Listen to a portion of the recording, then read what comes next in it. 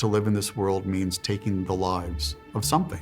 A metaphor is a way of linguistically understanding the unfamiliar in terms of the familiar.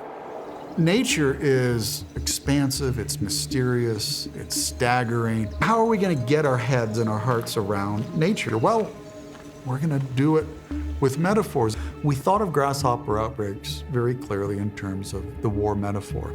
Outbreak is a word that we would tend to use with regard to something that's out of control. How do we understand that conflict? Well, how do we understand a lot of conflicts with something that is very numerous, that's crossing borders? Well, we understand it in terms of war.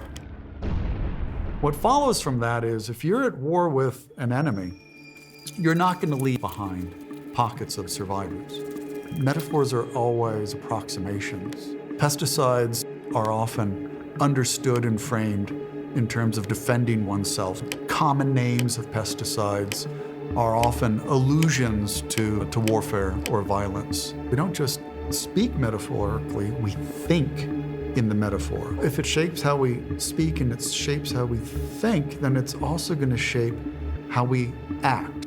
So our actions were to use blanket applications of broad spectrum insecticides that resulted in disastrous consequences. We wiped out all kinds of non-combatants.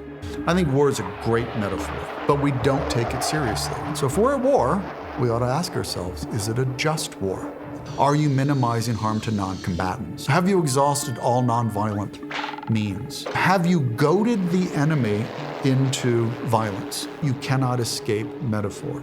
Here's what you can do. You can work really hard to be keenly aware of the metaphorical structure in which you are acting, living, and understanding the world. You can make a difference. You can change the way we practice the art of killing.